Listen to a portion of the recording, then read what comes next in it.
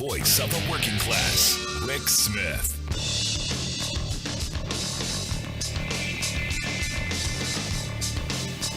And welcome, brothers, sisters, working class heroes. This is the Rick Smith Show. Thanks so much for being here today on the big program. Lots to get to, lots to talk about. Major milestone today. 150,000 people have succumbed to the coronavirus.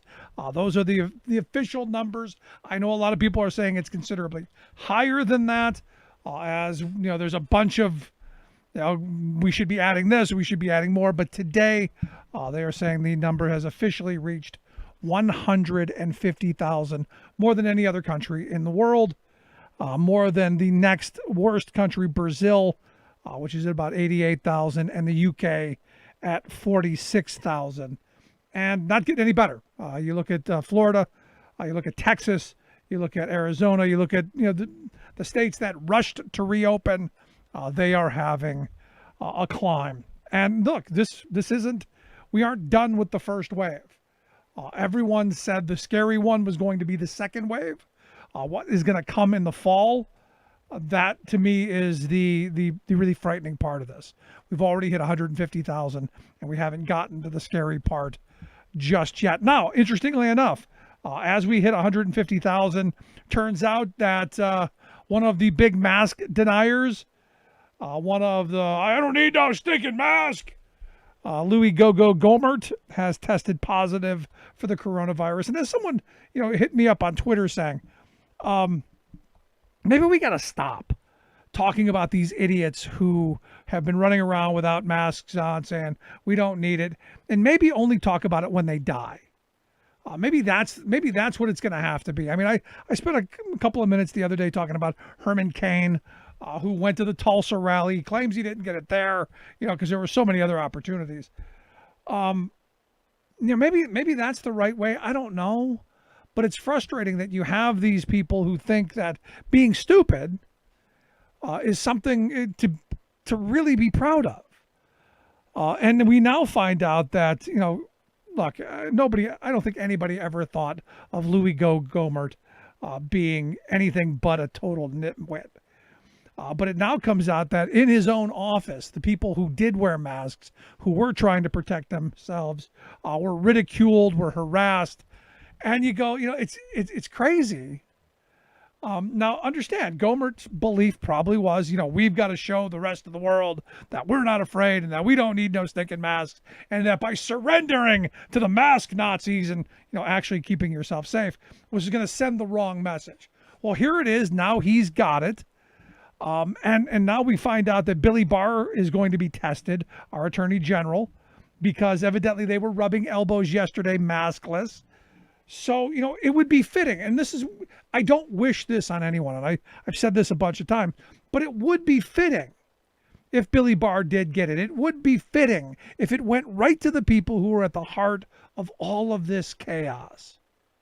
And it did rise to someone like Trump. I'll tell you, there's part of me that goes, that's where it's got to go. Now, Nancy Pelosi has now, kind of late, but she's mandated that masks be worn in the House chambers now that Gomert has done this. Because look, he was around. There are a bunch of people around. It was what it was. But here's the thing. Gomert from Texas isn't the only crazy one. We've got our own special crazy right here in my state of Pennsylvania. And it's somebody who I've not liked ever as a state representative. In fact, a good friend of mine ran against him a couple of times. And look, it's a crazy right-wing Republican area over in Annville. And it just was what it was. So you end up with Russ Ding Dong Diamond as your representative, who is the face of everything ridiculous and stupid. He is the face and the voice of the idiocy. It's my freedom. I can do what I want. I can do it. It's the blatant stupidity and the willful ignorance that we get from the Ding Dong Diamonds of the world. And look, here's the thing. Blatant stupidity and willful ignorance, those aren't disabilities. It's not a disability. because you're a dim-witted, puddle-brained flag monkey who's not smart enough to understand that maybe taking some precautions could be helpful, not just to yourself, because screw you, we don't really care about you, but everybody else. And the reason I bring up Ding Dong Diamond today, and I usually don't, is he has written probably one of the best victim pieces that I have ever seen. On Pennsylvania State House of Representative letterhead. He wrote that he is being victimized because he's part of the unmasked community, that there's intolerance to the unmasked. He says, I feel I must personally respond to the multiple incidents of harassment and specifically hate and intolerance directed at me that have not necessarily been reported in the press, but are rampant across social media and the internet. Yes, if you aren't doing what you're supposed to do, we are going to call you out on it, you dimwit. He says, I want to emphasize, while these individuals may think they are only expressing their displeasure with me, they are in fact hurting the thousands of unmasked Pennsylvanians who suffer directly from these current demonstrations of harassment. No, we want to pull you into the sane crowd. We want you protecting yourself and thus, ultimately, protecting the rest of us. This isn't harassing you for no reason. This is telling you you're being stupid, and stupidity is not a disability. Stop it. That's what this is. He says your actions perpetuate a spirit of intolerance and discrimination against unmasked individuals, and specifically individuals like myself who are outspoken about it. Yeah, we're going to call out the loudest, most outspoken idiot possible and explain to you that you're making things worse. That's how this goes. And then he goes into this whole rant about how, the Department of Health in the state, has their policy. And I read the policy. He's right. He shouldn't have to wear a mask. I did send out on Twitter an apology. He, thanks to Dr. Levin, should not have to wear a mask because it's very clear. Anyone under 2 years old shouldn't have to wear a mask. So, and maybe we have to start thinking of this, of people with less than 2-year-old mentalities and maybe not smart enough to understand simple, basic concepts. Maybe this is what we have to do. But he goes into this whole bizarre rant next that to this point, he's just being Russ Diamond. He's just being the victim. He's just playing the victim card like conservatives do so well. But he went the next step. And this is where the good on him goes.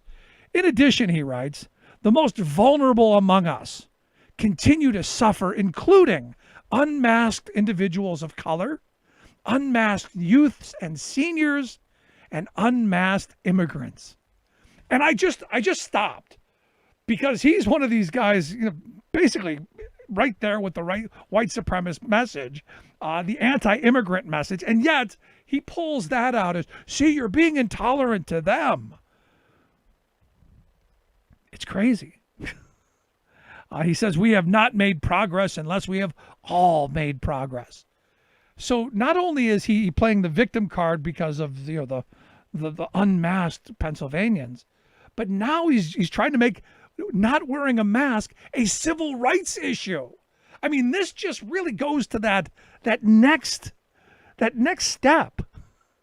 He goes, it is in this space that these acts of intolerance live, and where we need to continue to work against intolerance and discrimination. Look, you're not being discriminated because you can't go into the store and buy something. You're being discriminated against because you're not following the rules.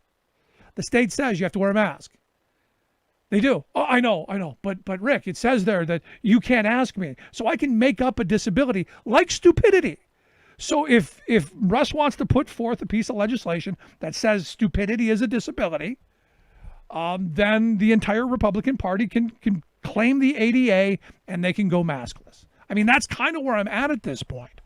When I see this kind of insanity. Now understand, this is on the day that we reach 150,000 people dying. This is on a day when Pennsylvania still doesn't know what they're doing with schools. We still don't have enough funding for PPE. This is on a day where we're still in the middle of a global pandemic, and we have this whiny little snot talking about, oh, my poor mask. Oh, my goodness, someone's harassing me. This is one of those moments where, I go back to, my grandfather who, said, sometimes you got to slap somebody to make a citizen out of them. This is someone who clearly needed to be beaten as a child. And I don't advocate for child abuse in any way, shape, or form. But somewhere, some point, somebody screwed this kid up. And the sad reality is the rest of us have to deal with it. He writes that our children are watching. He's right. Our children are watching him act like a child and putting the rest of us in danger. Now, again, I highlight the fact that this is the day that we reached the milestone of 150,000 people who have succumbed to this virus. And if it sounds like I'm really ticked off, it's because I am.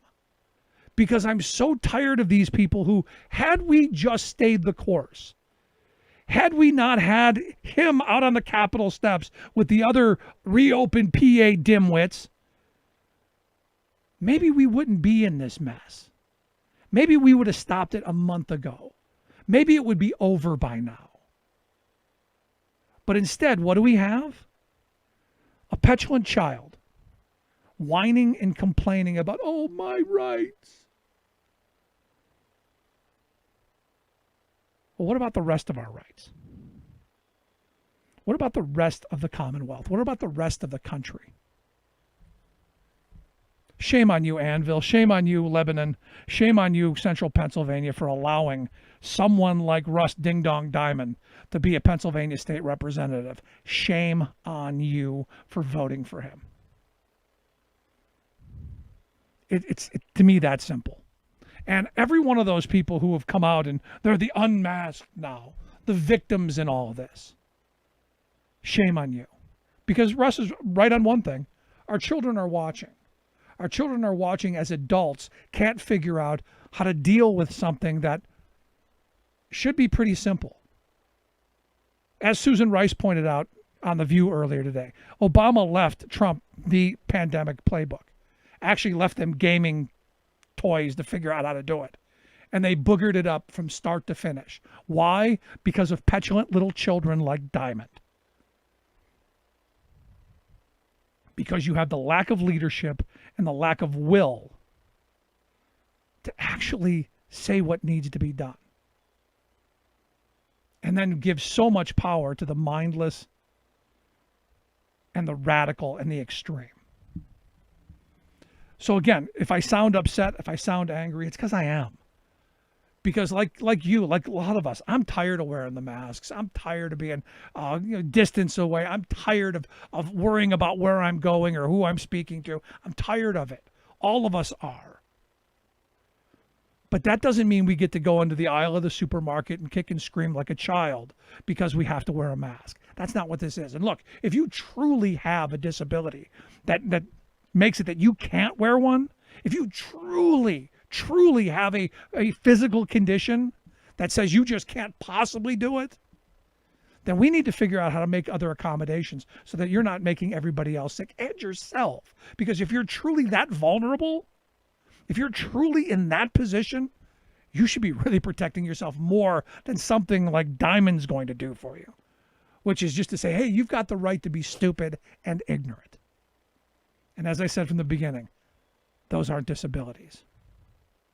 I'd love to hear your thoughts. Am I being too harsh on the unmasked community?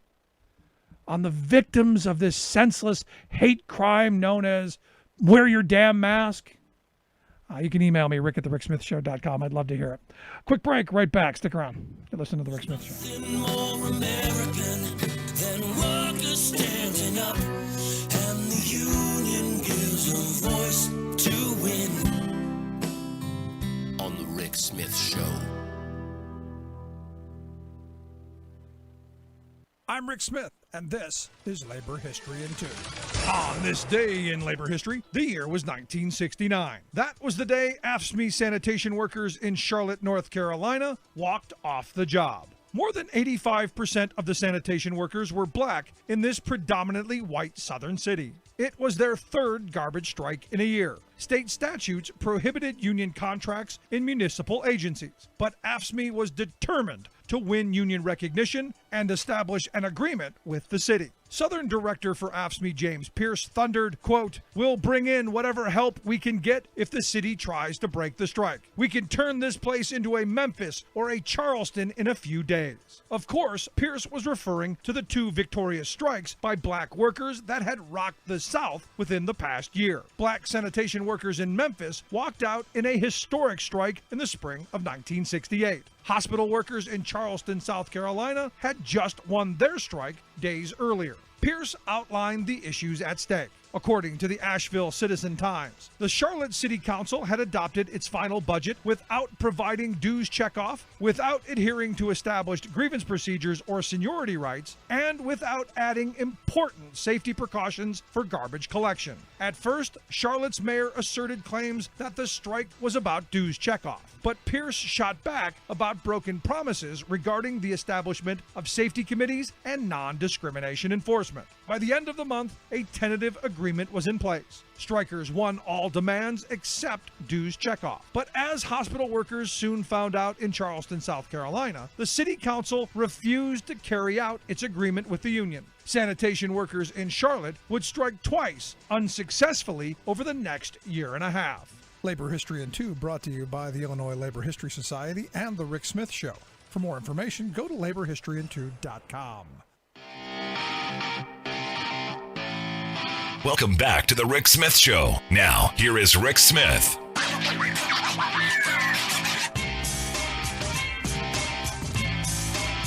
Welcome back to the Rick Smith Show. Check out the website, thericksmithshow.com. Questions, comments, something on your mind, you can email me, Rick, at thericksmithshow.com. So like I said, look, you've got Ding Dong Diamond and his unmasked community. It's really just insane. And like I said, on the day where you have 150,000 people dying, there's just something seriously wrong. And also, what did we get out of the Trump White House? As if Diamond wasn't bad enough, as if Ding Dong didn't take us to the extreme. You've got his fearless leader, Donald Trump, who came out and said, quote, on Twitter, "I'm happy to inform all of the people living their suburban lifestyle dream that you will no longer be bothered or financially hurt by having low-income housing built in your neighborhood." He said, "Your housing prices will go up based on the market and crime will go down. I have rescinded the Obama-Biden AFFH rule. Enjoy." So it's even to the point of enjoy. Enjoy the fact that we're going to, well, be the mother of all racist policies possible. And this is one of those moments where this is what Trump has left. He's got to play the race card in a huge way. This is blatantly racist because, look, at the end of the day, we know what the message he's sending. If you don't want those poor people in your neighborhood, i.e. those poor black people in your neighborhood, I'm going to make it to where they're coming nowhere near you. And this is where we are. And on a day where, again, it's important to remember where we are. On a day when we're literally 2 days away from the rent being due. We're literally days away from millions of people potentially being evicted. Millions of people losing their rents. And what do you have? You have nothing coming from the Republicans. You have nothing coming from Trump. You have nothing.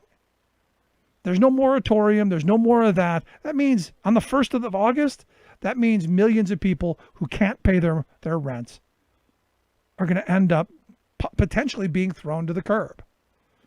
And no help whatsoever in the Republican plan.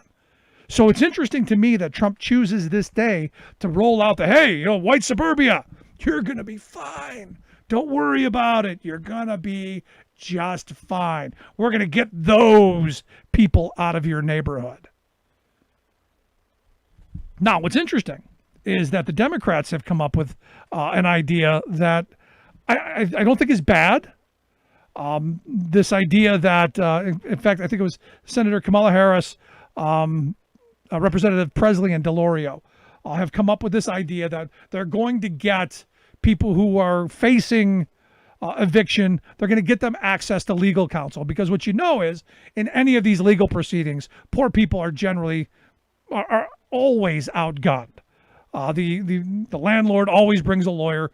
You can't afford to pay your rent. How are you going to be able to afford to pay a lawyer to come and defend you? They want to set up a fund to help people get access to legal counsel, which I think is a laudable goal. That should be part of our system anyway. That's something we should have been doing all along without question. But my thought is how about we take that money that we would be giving to the lawyers to defend this stuff and actually pay people's rent to keep them in their homes? How about we pass a law that says, hey, here's what we're going to do. We're going to make sure that nobody gets evicted until this is over, if it has to be. Or maybe we just don't do it at all.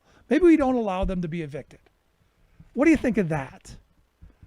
Maybe we use some of the billions of dollars that we give corporate America in tax breaks, and maybe we pay for people to have a place to stay. You know, it's interesting. You look at some of the places that have gone away from, tax breaks for charities to do homeless work and have just given people houses. It actually works out to be much cheaper in the long run. But again, smart policy that I think is going to be something down the road. Anyway, going to take a quick break. When we come back, we're going to get our good friend Scott Dworkin on the line and find out what's going on around the nation. Quick break. Right back with Scott. Stick around. Remembering that united we bargain, divided we beg. Rick Smith.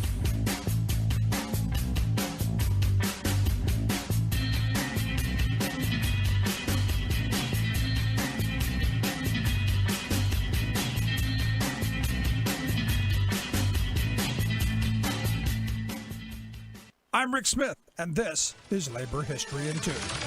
This day in labor history, the year was 1956. That was the day that an oil tank explosion took the lives of 19 men fighting a fire at the Shamrock Oil and Gas Company in the northeast of Dumas, Texas. Dumas was in the Texas Panhandle, oil boom country. The day after the tragedy, the Chicago Daily Tribune carried the story of what happened. 4 huge petroleum tanks exploded today, bathing 19 men in a super hot wall of flame and killing them in their tracks. The towering orange fireball of the first explosion was sighted in Amarillo, 40 miles away. The events that triggered the explosion started when a flammable gas caught flame and flared into a small ground fire at Shamrock. Employees and volunteer firefighters tried to stop the blaze, but despite their effort, the fire grew. Just before 7 in the morning, a 12,000-barrel tank exploded. This ignited another 20,000-barrel tank, and then 2 more.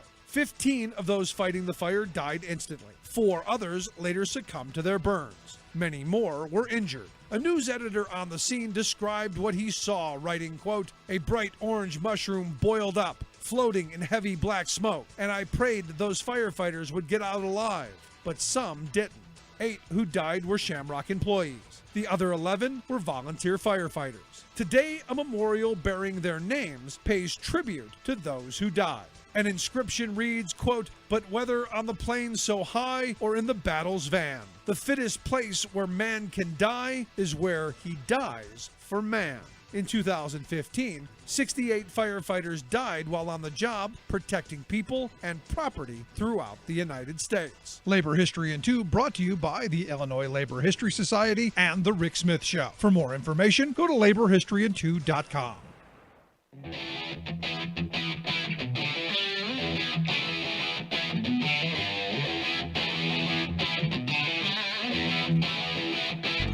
Welcome back to the Rick Smith Show. Now, here is Rick Smith. So still no deal on the stimulus. In fact, Republicans are balking even more. And understand, Friday, the House is supposed to go on a 5-week hiatus. Next Friday, August 7th, the Senate is supposed to go for their 5 weeks.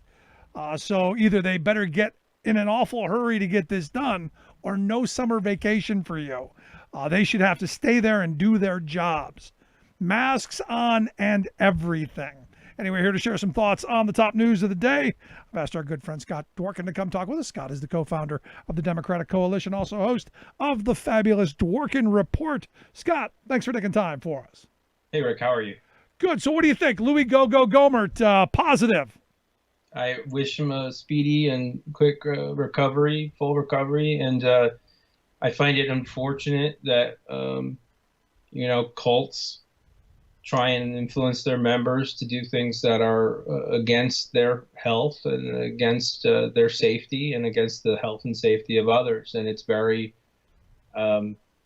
it's a wake-up call, I hope, to some people in America to realize that no matter who you are, no matter what political party you are, you can get it. As people like the founder of Turning Point, who has passed, as reality starts to sink in, that we can't just wish this away, that we're going to have to shut down again. We have no other option because we can't just keep doing this. And we're going to have to shut down because of Trump. And well, absolutely. But here's the thing. I mean, I look at Gohmert, and Gohmert's got probably one of the most ridiculous stories now. Evidently, he claims that he got it from wearing someone else's mask, or he got it from wearing a mask. And my question is, was he wearing someone else's mask? No, he was wearing his own, but he's saying that, oh, well, I had to touch my face because of the mask. And, one of the things, you protect yourself from other people breathing, and then also you protect your breathing from other people. But a really big reason for wearing the mask is touching your face. It prevents you from touching your face and spreading that. I mean, obviously, it can get in your eyes and things like that, but it's really... it's amazing that they don't believe in science to the point where they're willing to get sick to try and prove a point. But he's wearing, he said that because he was wearing a mask is why he got sick, which is just another conspiracy theory that is against science. At some point we have to think who and why. Why are they trying to hurt Americans? Why do they want Americans to get sick?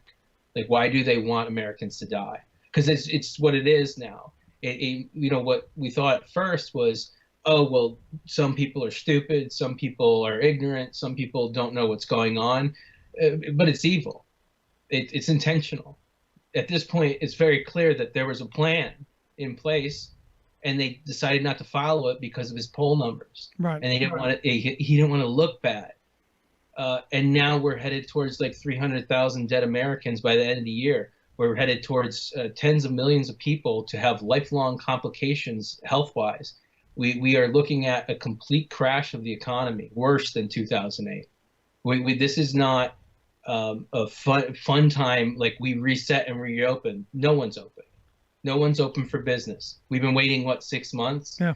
And here's the thing. I mean, the thing that gets me, Scott, is Susan Rice was on The View today.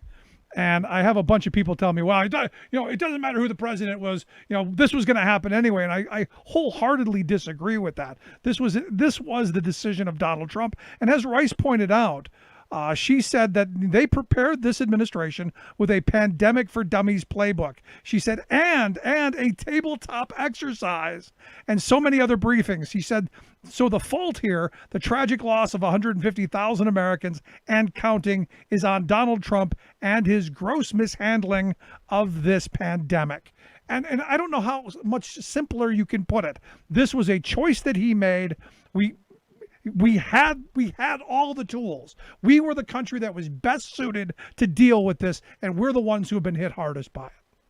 Right, and they believe that some sort of personal freedom to spread disease. What I like to do sometimes with people who don't understand the seriousness of it is I like to ask them, for example, Rick, what do you think is, outside of COVID, what do you think is the most deadly disease you can think of the top of your head that you'd be I don't want to be in the room with the HIV.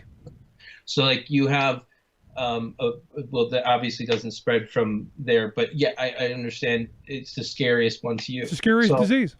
so I want you to treat COVID as if it's that. And then all of a sudden people's minds start to change and they're like, or they don't. And if they don't, then, it's hard to really present an argument to them. I think the biggest disappointment is the fact that people don't think that the President of the United States words matter anymore. There's a lot of people who repeat, millions of Americans repeat what he says. They have confrontations, they get angry, they have the sociopathic tendencies that he has as well, because it spreads through the camera. They mimic him, they repeat his words, and that spreads the virus. Having mass events spread the virus. Having people not wear masks and him not being a leader and showing wear mask.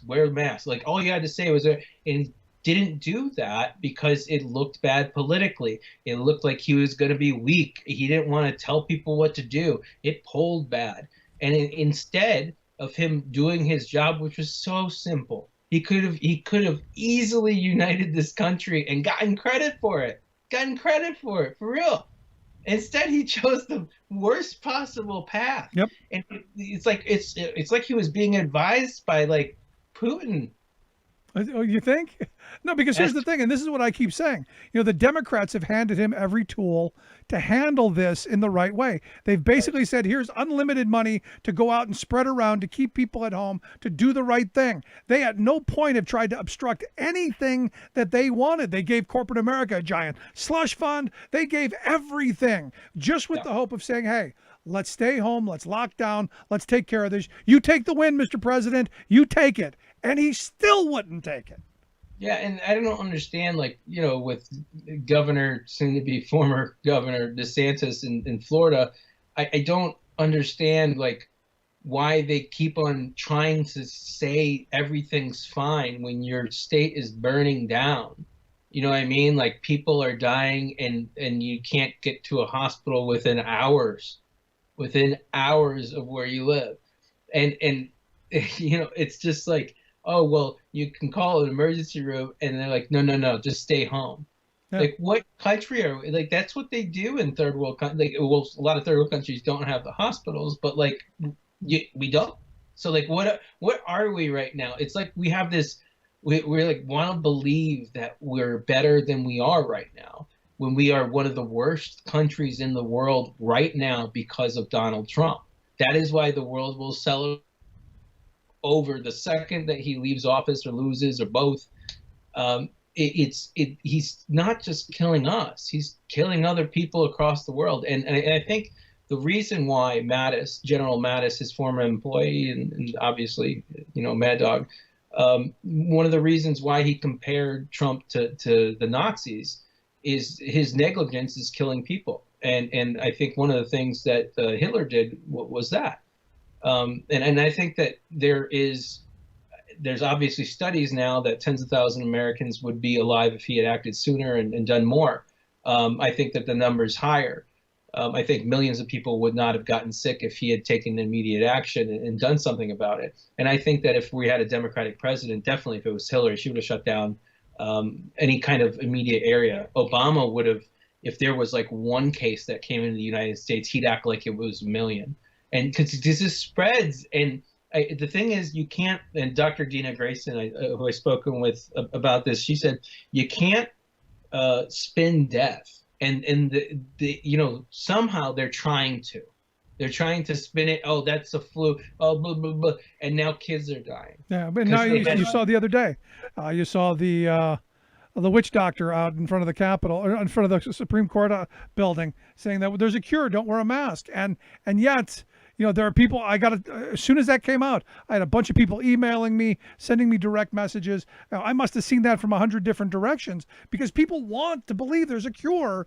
There's not yet. There's just not. As much as I want there to be one, there's just not yet. I don't want to be wasting my time fighting with Sinclair Broadcasting about, debunk conspiracy theories that some nut jobs are talking about. Right. Where they promote Bitcoin on Twitter, and that's what they focus on, and they haven't seen a patient in years, and they're not real doctors. Yeah. that's propaganda. That's But what you do. those are the people that Trump. The reason that this is a story is Trump retweeted that. He put his name behind it. He put the office of the president of the United States behind that insane statement and that woman. There is no cure whatsoever that exists in the world for COVID. Nothing. There will not be a cure for anyone this year. No one.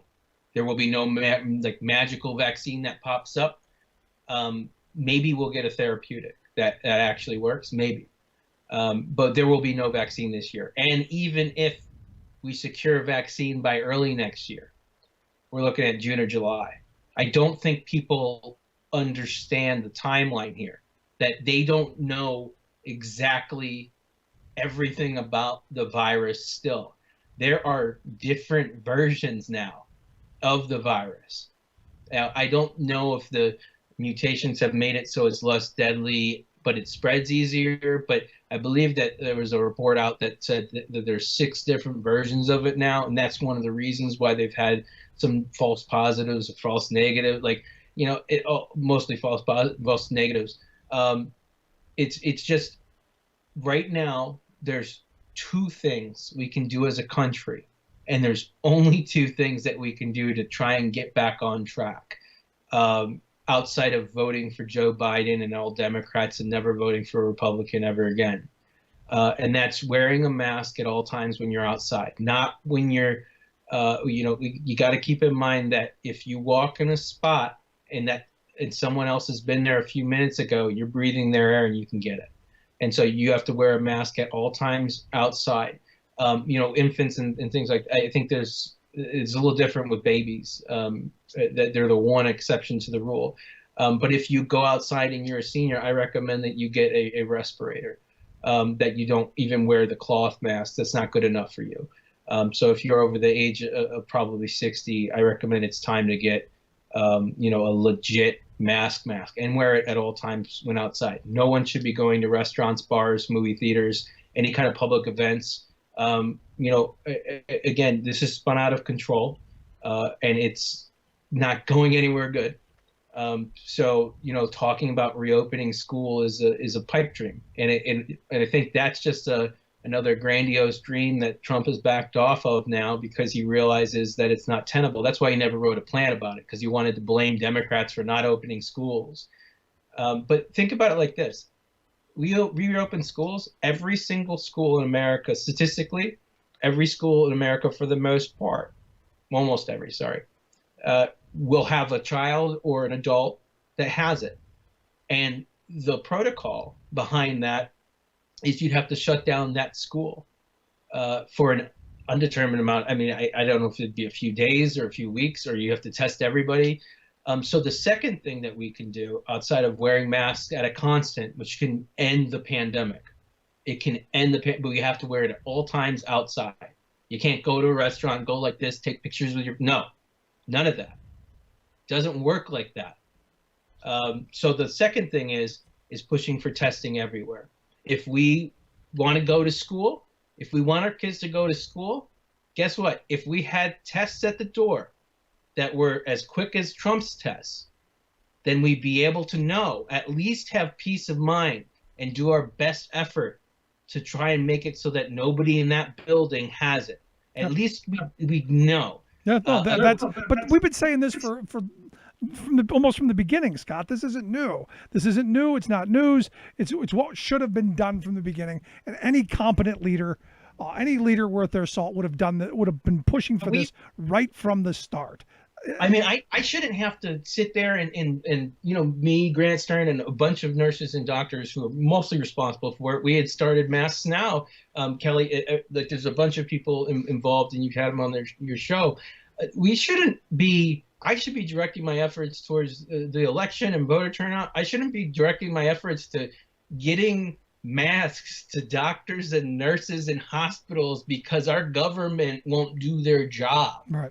There's no way that you can control this without a national effort. And it is so simple. It is so simple that it's unbelievable. It's like, that's why we're trying to wrap our brain up. Like the only thing that makes logical sense at this point is that he is intentionally using the coronavirus as a weapon against Americans, Yeah. and that's what he's been doing since day one. No, you're right. So yes, last like question I've got for you on this then, because you said we may have to shut back down. I just don't see that happening. I just don't see us shutting back down. I don't see that happening until January of 2021 at the earliest, when it may be completely out of control by then. Yeah. I don't. I think there's a myth going around about Democrats. I want kids to go back to school. I do too. I want to go out. I want to go to the bar and drink with my buddies. Like I want to do all this stuff. So like that kind of. But I don't want people to die. I don't want you to get sick. I don't want kids to get sick. I don't want other families to get sick. And the heartless, immoral, disgusting people that go against masks are as inhumane as the Nazis were. And they will go down, etched in stone in history. Everyone that's been involved with this, they'll be treated like that for the rest of their lives. And I think when it comes to reopening or closing, you're right. I don't think that there will be a national mandate to just shut down again, because that'll sink him to a level he'll think it'll sink him to a level that he can't recover from. I think he's already at the level where he's not going to be able to recover. But I still think people need to get out and vote. I do want to get some thoughts on some other things that have happened today. It reported today that evidently Trump has talked with Vladimir Putin 7 times over the last several months.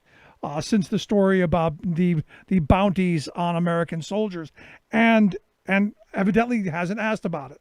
Are you surprised that he hasn't asked about it? Is it political malpractice to have not asked? Is it something that maybe he should have had an underling do? I'm curious your thoughts. There's no way that there hasn't been some communication between Russia and the United States or Trump's government. They've talked. There's no way that he hasn't confirmed it on his own. Like, that's impossible. There's no way he didn't know. He knew about it immediately. He knows everything about Russia. He's notified about Russia every single time. So not bringing it up in phone calls, I believe that. I believe that he didn't bring it up with Putin on phone calls. But he sat down with Axios in this interview, and he said that it was fake news, the Russian bounties. So then, the adjusted question was like, well, the Russians are arming the Taliban, and your own military leader over there said that, like, confirmed it. So why is that okay? And then he went to what about, well, we used to do that too. And he's like, well, that was a different time. He's like, I don't know if you know, but the USSR was Russia before. And it's just like, it really is a warped brain where I think that Putin is the kind of person that knows how to manipulate people. And I think Trump may not know that he's being manipulated, and this input kills Americans. And so Putin's smiling, and Trump is doing these things with his most trusted advisors, the Crown Prince who murdered Jamal Khashoggi, and Putin who murders his own people and press. This is not something that's normal. And the Putin talks are just, they're going to come out. There's no way that Putin doesn't have tapes of all this. There's no way he's not going to use that towards his advantage. There's no way that, like, all the meetings that they've had one-on-one, they aren't recorded. I'm sure that Trump even fell for the fact that he probably thinks that Putin doesn't speak English. And that's one of the games. Like, he has one of his spies or something acting like a translator in the back. He understands everything they say. I'm not sure. I think that they've talked one-on-one before. They had that meeting in Helsinki. Yeah, I'm not sure if they actually did in Helsinki just alone. But they had translators, but they didn't release any notes or take any notes. Right, yeah, that doesn't exist in politics. I don't know what kind of lie. Like, the lies are just so obscene because it's just like it doesn't make any sense. And now they're starting to spar with each other, which is just really interesting. I think that we're even Barr, in his testimony, like, he sat there and he was considering whether or not it was okay for another country to assist a candidate in their election. And then he finally said, no, that's not okay. And it's like he was weighing his option of like, is this the hill? Is this the hill that I want to be on right now? Because again, it's not.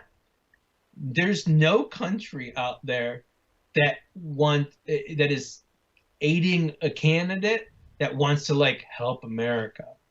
You see what I'm saying? Like they're not in it for our best interest. They're in it for our worst interest and for their best interest. Yeah, and we now find out, there are more reports coming out that you've got, Russian operations in seeding, in sowing disinformation around the virus here as well. So we're being attacked from every direction. And even Bill Barr, during his testimony, said, look, the Russians interfered in 2016, and they're probably doing it now.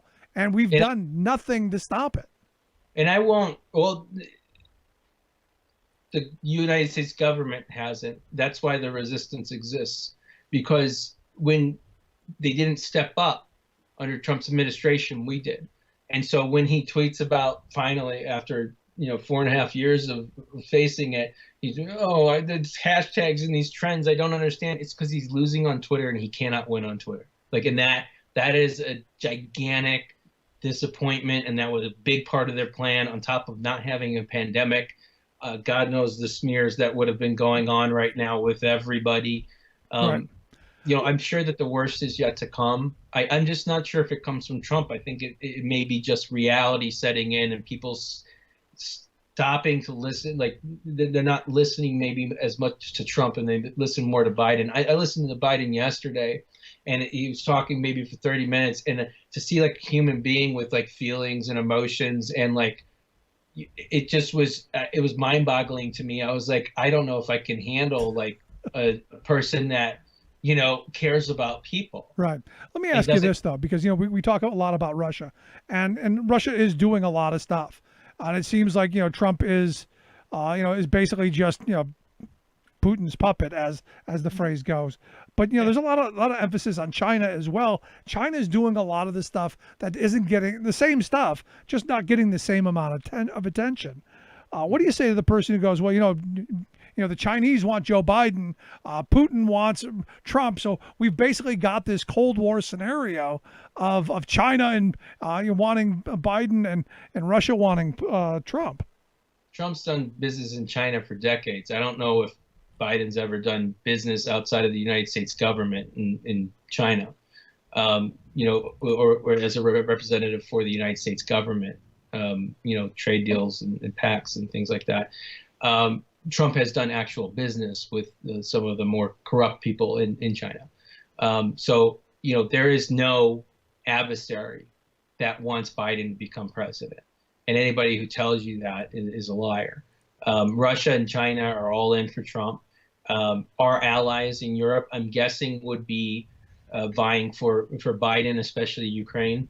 I think in Canada, like any of the rational countries throughout the world, with rational sort of leadership. Right. Because here's the thing, and if you're focused on China, and I've talked about this before, if you're focused on China being our biggest adversary, and I think they are, you need our allies. You cannot have the Trump go it alone idea of, hey, just buy some agricultural stuff and I'll pretend like I'm looking tough on this issue.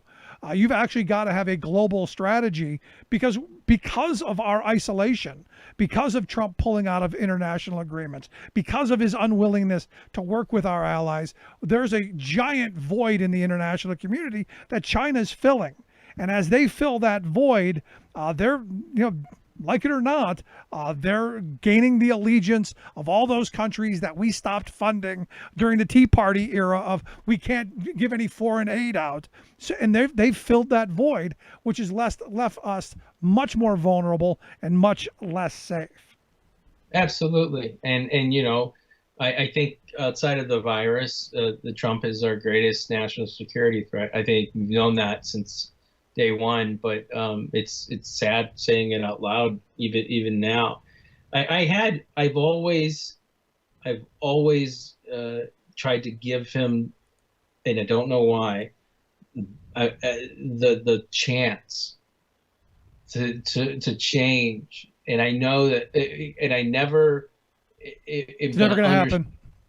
No, absolutely not. So when it comes to international stuff, like we have to this is why this is so important. Everybody has to vote. If everybody votes, we win. Period. There you go. And to me, it's that simple. Last thing I wanted to ask you about. The big news today, obviously, Trump wanted to pull nearly 12,000 troops out of Germany. Everybody's flipping out. Romney, Sass, the Republicans are losing their mind, saying it's short-sighted. It's a lack of strategic understanding. And to be honest, this is exactly what Putin would want. So for all those people who go, well, it's just that Russia, oh, you're just fixated on Russia. This is an actual act that Trump wants to move that would directly benefit Russia. I'm curious your thoughts. I think it may be a trap for, maybe like a false presented front where Trump is willing to lose on some things, where he says he's going to do this, right? And it doesn't happen in the same order. It doesn't really happen, or he can't really do it the same way. But Republicans like Susan Collins, Joni Ernst, people in competitive Senate races right now can come out against Russia, since the party is so aligned with Russia. Actually, the Republican Party at this point is more aligned with Russia than the United States. Well, they are the Red Party. As somebody sent me an email, you got to join the red team, Rick. And I said, no, that's probably not. It's not going to happen. Not until they find some bit of sanity. But Scott, I appreciate the thoughts and the time. As always, great stuff, man. Great to hear from you. Stay safe. You and as well. Everybody else, visit masksnow.org. There you go, masksnow.org. Our good friend Scott Dworkin. I'd love to hear your thoughts. You can email me, rick@thericksmithshow.com. Quick break. Right back. Remembering that united we bargain, divided we beg. Rick Smith.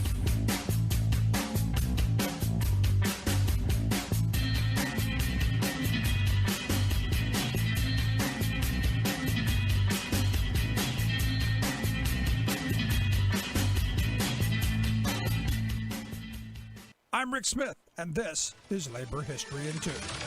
On this day in labor history, the year was 1970. That was the day the United Farm Workers, led by Cesar Chavez, signed their first union contract in California. It was a milestone victory for agricultural workers. Farm workers, often Mexican immigrants, had very strenuous working conditions. They worked long hours in the fields for extreme poverty wages. In the event that housing was provided, it was often unsanitary and of very poor quality. Filipino organizers sought to improve working conditions for agricultural workers. After the U.S. colonized the Philippines, many Filipinos were recruited to work on California farms. They began organizing as early as the 1930s, forming the Agricultural Workers Organizing Committee. The Agricultural Workers Organizing Committee reached prominence by the 1950s. At the same time, Mexican-American Cesar Chavez, along with Dolores Huerta, founded the National Farm Workers Association to organize the Mexican workers who were increasingly dominating the labor force in the fields. The Agricultural Workers Organizing Committee went on strike against the grape growers near Delano, California. Their goal was to get a raise of 20 cents per hour. When the owners refused to negotiate, the Agricultural Workers Organizing Committee reached out to Chavez. The two groups merged to create the United Farm Workers. The United Farm Workers Union was able to get the support of many in the public through a boycott of California grapes. While the boycott lasted some 5 years, grape growers received considerably negative press and suffered financially. As a result, on July 29, 1970, growers agreed to a contract with the United Farm Workers, the first such agreement in farm labor history. So the next time you're enjoying those tasty grapes, think about the workers and their brave efforts to unionize farm workers. Like what you hear? Check out more at laborhistoryin2.com. Welcome back to the Rick Smith Show. Now, here is Rick Smith. So it looks like the Treasury Department is going to lend the Postal Service $10 billion, but not until they get their pound of flesh. And this, again, is the MO of this administration. Evidently, they're going to give them the $10 billion in loans, and the post office is going to have to give them all of the copies of their 10 largest negotiated service agreements. Now, as you've known, and Trump's been talking about this for a while, he seems to believe that we should be charging, the Postal Service should be charging triple the rates to Amazon and FedEx and UPS and these big accounts. Industry experts say it's about a 5% discount. The people I've talked to when I used to be working near the post office, some of the people who claim to know, saying it was somewhere in the 5 to 10% range. That because of such large volumes, they were making money off of going to a place they were going anyway. And this is over the last mile delivery. Because understand, the Postal Service has a mandate that Republicans have been trying to kill for years, that they have to go, regardless of where you live, to every single address in this country. That is their mandate.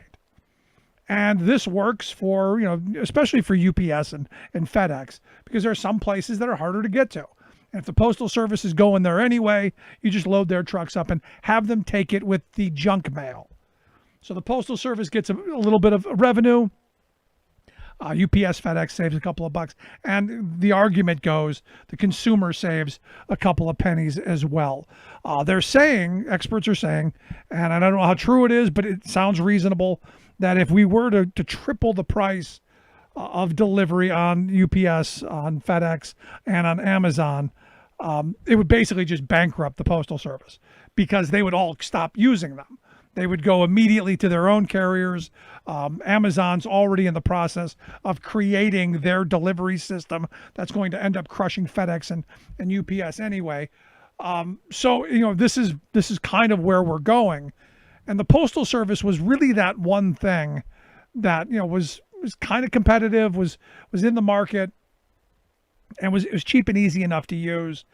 I do see at some point, the way this is going, that we're going to starve the Postal Service to the point to where the privateers are going to get their wet dream wish, and they're going to be able to privatize the post office. And I'll tell you, I fear it ends up in the hands of Amazon. You have a ready-made delivery network immediately will be the end of all the other package carriers. And look, you sound, well, it sounds ridiculous. No, this is quite possible, because we have starved the Postal Service into the situation that they're in. They keep saying, well, it's losing money. It's losing money by design. Back during the George W. Bush years, they put a mandate on the Postal Service to pre-fund their health care for something like 75 years into the future, and their retirement plans that far in the future. Nobody does this. Nobody has the mandate that the Postal Service has. The reason that they lost money all those years is because they were pre-funding health care and pensions for workers that aren't even born yet, let alone working for them. So they created this massive weight. And I said back then it was the poison pill specifically to destroy the Postal Service, specifically to take them down, because ultimately what they want is they want to privatize it.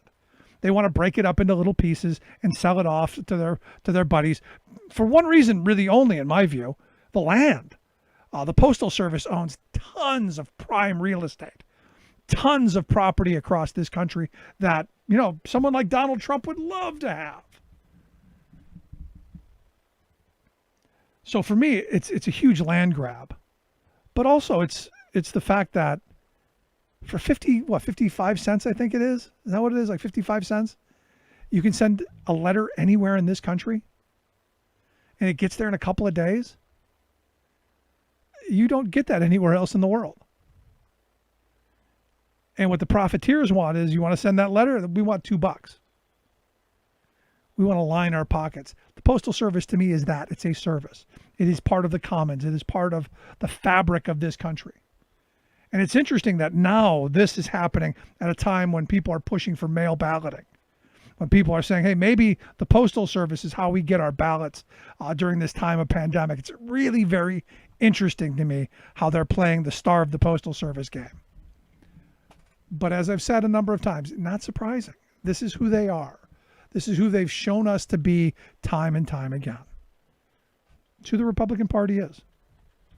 They're the party of greed, the party of special interest, and the party of hooray for me and the hell with everybody else.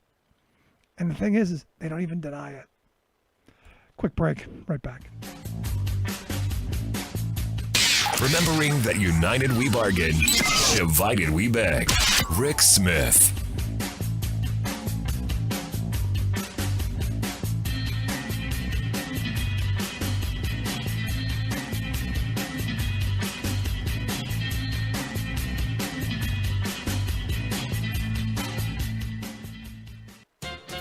Sometimes I don't know whether to weep uncontrollably, laugh hysterically, or just throw up. I recently did all three when I saw another gusher of greed pouring out of corporate America. This one is especially nauseating, given today's raging health crisis, for the culprits are major healthcare corporations. One perpetrator is Larry Merlo, CEO of our country's largest drugstore chain, CVS. In this time of COVID-19, customers are surging into the chain's 10,000 stores for everything from medications to masks. Yet, the boss has blithely left many of the pharmacies so severely understaffed that they pose a danger to public health. CVS pharmacists tell of frantically scrambling to keep up with filling prescriptions, answering ever-ringing phone inquiries, giving shots and COVID tests, stocking toilet paper, tending the drive-thru, etc., while also having to meet ceaseless corporate demands for cost-cutting and more profit. The result has been a dangerous work overload, with many pharmacists handling nearly 200 prescriptions in a 6-hour shift, about one every 2 minutes. Unsurprisingly, there's been an alarming rise in serious errors and week-long delays in providing critical medications for customers. Adding to the exasperation of local managers, who are allowed no say in staffing, is the infuriating level of heedless greed at the top. The New York Times reports that while CEO Merlo has failed to fund the staff his pharmacies need, he has generously funded his own needs. He paid himself $36.5 million last year alone.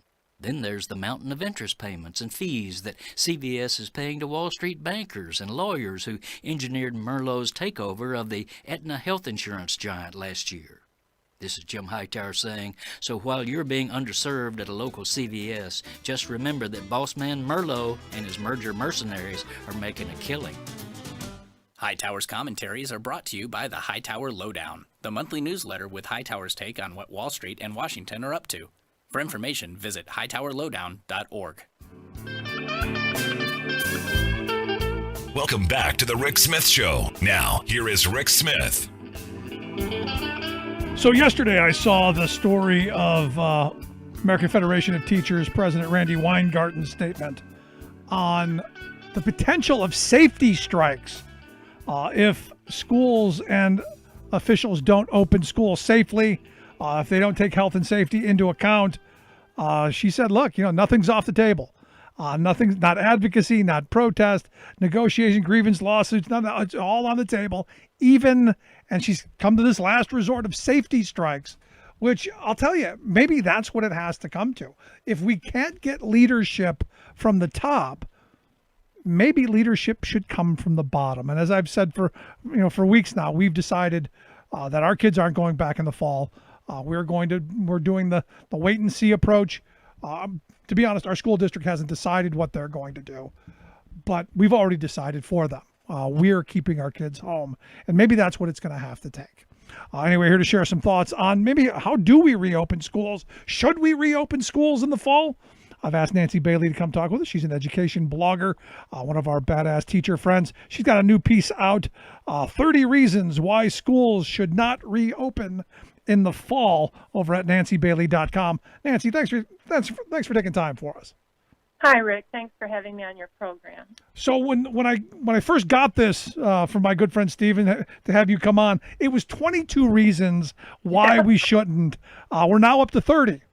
Yeah, I keep adding. I keep finding more concerns, and I think that Randy, I really liked what she said yesterday. I think a lot of teachers were impressed by the fact that she's saying that strikes aren't off the table, and she had a very interesting conversation last night, too. I don't know if you saw it with Dr. Anthony Fauci, and I thought that it was very interesting as well. And, of course, he's calling for schools pretty much to open. However, he uses a big however all the time. I think there are maybe some states that where it might be appropriate. Vermont, I know, hasn't had very many COVID cases, but I think there are still so many uncertainties, and so I keep adding to my list, and I keep looking for hope. And I want to say up front that I write all the time in favor of public education. So I know that public schools are so incredibly important to children, and that it's just awful to have them closed or to not be able to send your child there to feel safe about sending them back to school. And I understand. I mean, I know parents who are really upset about not being able to get their kids into sports. Their child is very talented at football, and they're looking forward to their senior year in football, and they have possibly college scholarships riding on all of that. So it's really awful. It really is. And there are so many reasons why, and concerns about children. Right. So there are so many reasons why everybody's really sad not to have schools open, and so many reasons why many parents still want them to open. And so I get that, and I think everyone understands that. But I think when you still come up with this up and face this virus, there are just still too many uncertainties that we confront. So I think I lean towards still not opening schools. Yeah, and that's where I'm at as well, Nancy. I mean, it's yeah. As I tell my kids, it's all bad. There's nothing good, and you've got to deal with what's in front of you. I would love nothing more because look, I've got two kids. One's going into first year into middle school, first year into high school. These are years that they don't get back. This is the initial experience that they're going to miss out on, and it's angering. It's frustrating. I hate it, but for their safety, for our safety. It just seems like the rational thing at this moment to do is to take a wait and see approach because look, the leadership on this so far has been really bad. I mean, no one can point to something that this administration has done and say this is what they've done right. And the pressure that they're putting on these school districts, either through more money, potentially more money, or it's just bad.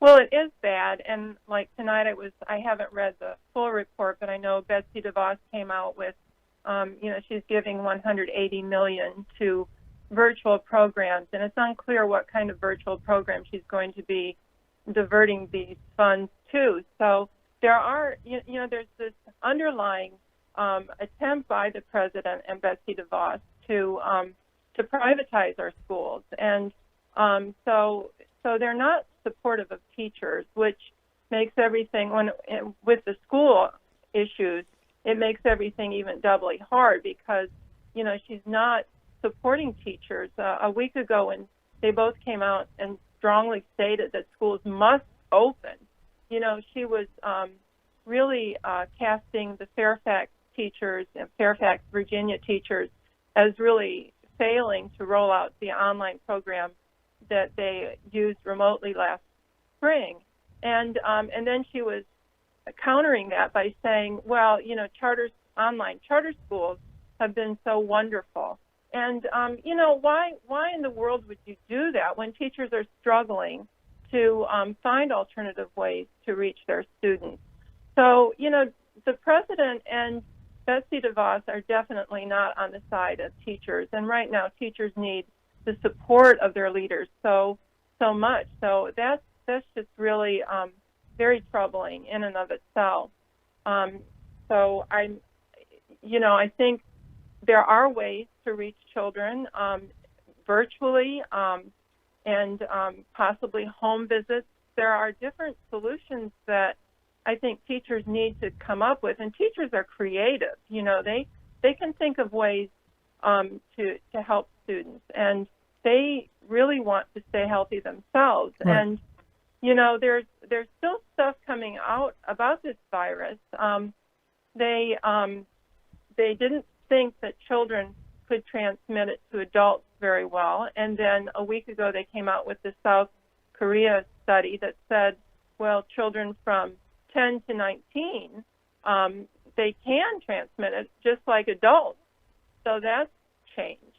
And then last night in the interview with Dr. Fauci, he mentioned that with younger children, they don't really know if they can transmit the disease either, that they're right now working on a study called the HERO study, I guess, and they're looking into that. So that's kind of an unknown, and that's I think what has troubled me from the start is there's just so many uncertainties about this disease. One day the kids aren't getting, sick. The next day they have this multi-system inflammatory syndrome that's still odd. And then tonight, I read, I think it was a Business Insider report, that they found that by closing schools in March, they may have saved the lives of 40,000 Americans.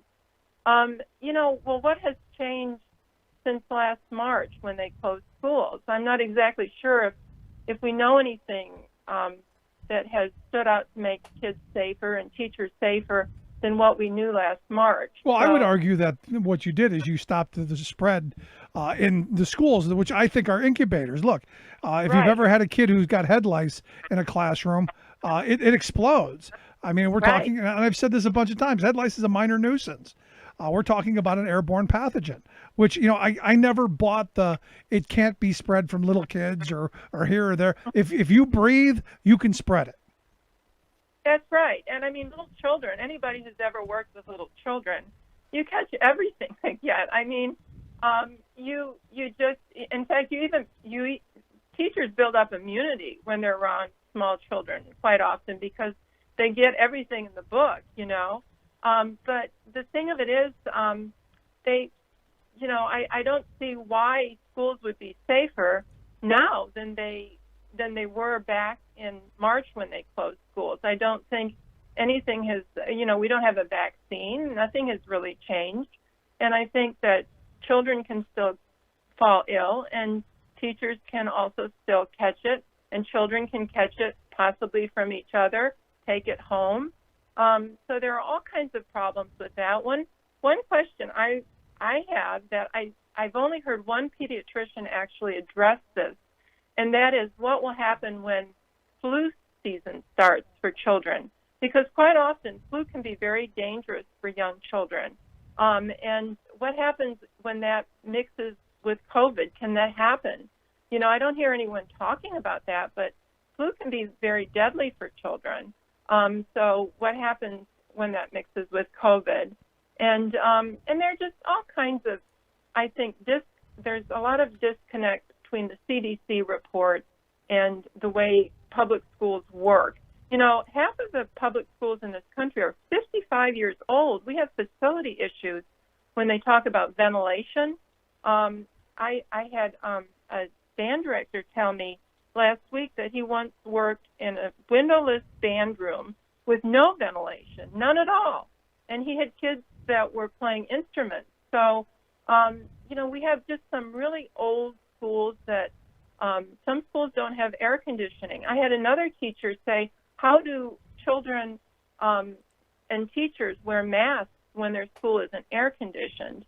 So you have a lot of different kinds of difficulties when you expect children to wear masks. You're going to have half the kids in your class who come from families that don't believe you need to wear masks. You're going to have to monitor that. There are just all these difficulties that I don't think the CDC recognizes when it comes to actually teaching in our public schools today. Yeah, but how much do you think of what's going on at the CDC as pressure coming out of the White House? Oh, I think very much so. I wasn't at all surprised when they came out with their recent revision or whatever. It was, I think, even more in line with what Trump wants from them. So, and I think, parents, they're needing to get back to work. I understand that problem too. They need child care for their kids. And teachers are saying, well, we're not babysitters, so, there's that argument. But really, parents are having issues. They do need to get back to work. And that's a problem with leadership, too. If they had perhaps shut down everything a little bit longer, gotten government checks to the people who needed them, maybe they could have controlled it better than they did. And now we're back in this, it's rising in some places, and in most places it's still going up. I live in Virginia, and I think, we had with our school system here, they've pushed back the time to September, and it's very iffy because they had two school system employees come down with COVID. So that was alarming, and now they're pushing back the start date. And I'm not sure if they actually will start. I think they're planning on it, but everything's just very much in the air. The cost of all this. I noticed the other day an article where they showed one school district where they purchased $1 million worth of plexiglass carrels that they put on student desks. But in the picture, what was interesting was that all the desks were very close to each other, so there was no lowering of class size, which they're supposed to do. So will those carrels be more protective? Who knows? Who knows if what they're doing in the schools and whether they have adequate funding to make all of these changes. Will the ventilation be good? Will the cleaning be good? You have maintenance workers who aren't usually paid very well. How well will they work to clean the schools? And is that even good for children? Will they be around a lot of cleaning, fluids and fumes? And so there's a million reasons. And then there's the other one.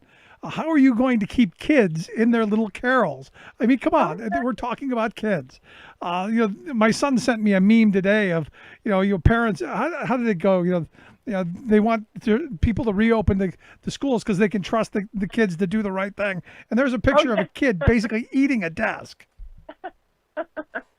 Well, yeah. I mean, how you're going to monitor the mask situation when you have in middle school and high school, half the students have parents who don't believe in masks and half of them do. I mean, it will be a teacher policing nightmare. But also, I keep hearing this, well, the kids need to get back because of the socialization. But how do you socialize when you have to stay apart from one another? You have to social distance. You can't you can't really play together. How do you plan the playground? There are just so many questions about how you do this and how you do this right. No, you're right. So last question I've got for you then, because again, this is one of those hot button issues of some people are like, I don't care, I'm sending my kids, because I don't believe it's all a hoax. What do you do with your kids? Because I've already said what I'm doing with mine. What does Nancy Bailey do with her kids? Well, my kid is 28. Right. Well, let's say he's 8. So she's older now, but if my child was younger, I would not send them. I'm quite sure of that. I would keep them home with this virus, and I would try very hard to work with the teachers and to be supportive of the teachers. I'm wondering, we could bring out the PTA. Where's the PTA with all this? Teachers and parents really need to be working together at this time. There are alternative ways you can reach children, and this doesn't have to be a lost time. There are numerous ways that you can continue to. I think many teachers did a great job with the virtual learning last spring, and they were also learning how to do it better. So I think if they have virtual learning, it should be with the teacher at that child's school. They should not purchase K-12 Incorporated or Connections Academy, those outside programs. I'm with you. Yeah, and it should be with that child's teacher so that when schools do go back, they'll know that teacher. And there are other things to do. You can. I was watching a webinar the other day where British Columbia superintendent who has a lot of indigenous people who live in his district who live remotely and they don't have connectivity with the internet. So his teachers found success, you won't believe it, with telephone calls. They were actually calling the families. They called and talked to their children the children, some of them who were usually shy in class, came alive on the telephone. They couldn't wait to talk to their teacher. They talked to them about what they were interested in, about some of the problems they were having in math, and they just talked on the phone, and they found that they had some success with that. It's a little bit off, but I see teachers, gas is pretty cheap right now. Why can't teachers make more home visits? They could get some school mileage from their school district, certainly. It's tough, but, every kid should have a textbook. They can, with the different subjects, and they can continue their learning. They can continue being supported by their teachers virtually. And it isn't, certainly, I'm not trying to gloss over and say that this is easy, because it's not.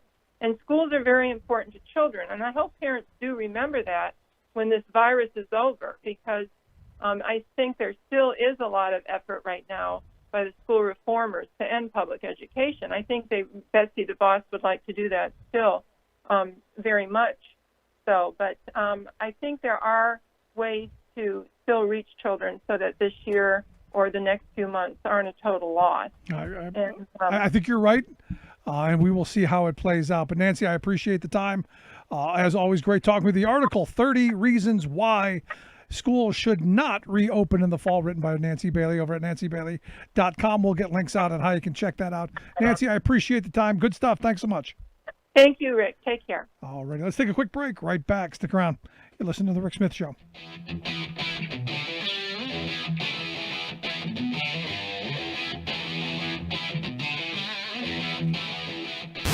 Saving work in America, one show at a time. The Rick Smith Show.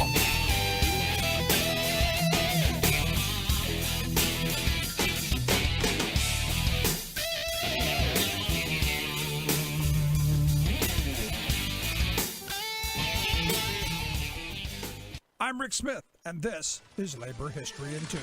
On this day in labor history, the year was 1969. That was the day AFSCME sanitation workers in Charlotte, North Carolina, walked off the job. More than 85% of the sanitation workers were black in this predominantly white southern city. It was their third garbage strike in a year. State statutes prohibited union contracts in municipal agencies, but AFSCME was determined to win union recognition and establish an agreement with the city. Southern Director for AFSCME James Pierce thundered, quote, "We'll bring in whatever help we can get if the city tries to break the strike. We can turn this place into a Memphis or a Charleston in a few days." Of course, Pierce was referring to the two victorious strikes by black workers that had rocked the South within the past year. Black sanitation workers in Memphis walked out in a historic strike in the spring of 1968. Hospital workers in Charleston, South Carolina had just won their strike days earlier. Pierce outlined the issues at stake. According to the Asheville Citizen-Times, the Charlotte City Council had adopted its final budget without providing dues checkoff, without adhering to established grievance procedures or seniority rights, and without adding important safety precautions for garbage collection. At first, Charlotte's mayor asserted claims that the strike was about dues checkoff, but Pierce shot back about broken promises regarding the establishment of safety committees and non-discrimination enforcement. By the end of the month, a tentative agreement was in place. Strikers won all demands except dues checkoff. But as hospital workers soon found out in Charleston, South Carolina, the city council refused to carry out its agreement with the union. Sanitation workers in Charlotte would strike twice, unsuccessfully, over the next year and a half. Labor History in 2 brought to you by the Illinois Labor History Society and The Rick Smith Show. For more information, go to laborhistoryin2.com. Welcome back to the Rick Smith Show. Now, here is Rick Smith. So a new Politico morning consult poll out says that more than 60% of voters think that we should be waiting on a vaccine. Wait till it's fully tested, wait till it's safe, wait till we know it works before rolling it out and going nationwide, which isn't surprising. I think most people want to make sure that what they put into their bodies is safe and is actually going to work, as opposed to, hey, let's just rush and get anything. Because you got those people who go, I don't care what it is, just let's try it. And look, if you're on, and this is what I said about hydroxychloroquine. If you're on your last legs, if you're there, and they're saying this is it, You go, yeah, by all means, give it a try. If if you're on your last legs, try the light up the backside like Trump wanted. If who knows, maybe you'll drink bleach. I don't know. But I was saying as a prophylactic, all the side effects and all of the negative things that come with that anti-malaria drug from people that I've talked to who have taken it, it's a tough one. It's not something that you should take lightly, as maybe it might work. So I'm not surprised that more than 60% are saying, hey, let's make sure we get it right. You've got 22% say, I don't care. Let's get it as soon as possible. And that number goes up by party. 26% of Republicans want it immediately. Surprisingly, 21% of Democrats saying that, yep, well, hurry up. Let's get it as quick as possible. And this is where let's hold off. Let's make sure we get it right. Same thing with the tests. I mean, we need a test tomorrow. Well, let's make sure the test works. Because, of course, we don't want a whole bunch of false negatives. I'll tell you, if I had to choose, I'll take a bunch of false positives over the false negatives for the obvious reason. You don't want a bunch of people who think that they've tested negative running around when they're actually positive and end up spreading it to a bunch of people. And you go, oh, oops, we were wrong. And now a bunch of you are dead. I would rather err on the side of caution. I know that's out of vogue today, but that's where I'm at. Like I said, with the kids going back to school, it really angers me that my kids are going to miss their 6th grade and 9th grade experience. This is moving into new buildings. This is meeting new friends. This is that once in a lifetime experience you don't get back. My oldest daughter graduated from high school. She missed the last half of her high school senior year, never coming back. And it was the right thing to do. This is where my mindset is. It's the right thing to do. But we're in this position again because of failed leadership. Again, and I know I sound like a broken record on this, but this was solvable. And we've been talking about it for months. And, as Scott said earlier, we're going to need to shut down again. That's not going to happen. This administration is never going to allow that to happen. The Republican governors are never going to allow that to happen. Big corporate money is not going to allow that to happen. We're just not there. And you've got a Republican establishment that is not going to allow it to happen. We can't even get a stimulus package through to ensure that people don't get thrown out of their homes in a couple of days. We can't get something pushed through to ensure that. Go down the list of things that we need. More hospital beds in these areas where they're being stretched thin. There was a story yesterday I was going to talk about, in Florida, where they brought in the refrigerated trailers. And you know what that means? That means a bunch of dead people with nowhere to go. And the community freaking out by going, oh my God, I now see it. Well, yeah, when the refrigerated trailers come in, there's a problem. And, as I explained to my daughter from the beginning, the reality in this is we cannot allow this to overrun our healthcare capacity. Because what we end up doing is that other things you end up dying from. Okay, you may not die from COVID, but that heart attack you had nowhere to go, what does that leave you? And you see the stories coming out of Alabama and Florida and Texas where they've run out of ICU beds. They're at capacity. And you still see these stories like the one in New Jersey of some nitwit renting an Airbnb and having 700 people show up. Having contests to see who can catch the virus first. I mean, I started the show off by saying, ignorance and stupidity isn't a disability. But you got to sometimes wonder what's wrong with people. Now, on the school front, look, I'm all in favor of trying what needs to be done to help the kids get their education. And there are multiple ways of reaching kids. Not so sure I like the idea of teachers driving around the neighborhood, showing up at people's houses, especially when we're talking about this being spread. But we did have teachers walk by our house, during the last couple of months and wave at the kids, and there was some interaction. And it is that kind of interaction. Like our kids today is incredible because the kids they can still Zoom, they text each other, they're still communicating. So I'm not as weirded out about the lack of socialization because they're figuring it out. Kids are really resilient, and it just seems that in this moment, I think we're going to be okay. Just as long as we keep our heads and we do the right thing. I'd love to hear your thoughts. You can email me, rick@thericksmithshow.com. I'm going to take a quick break. Right back. Stick around.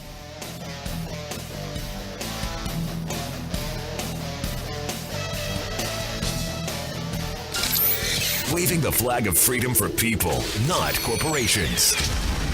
Rick Smith.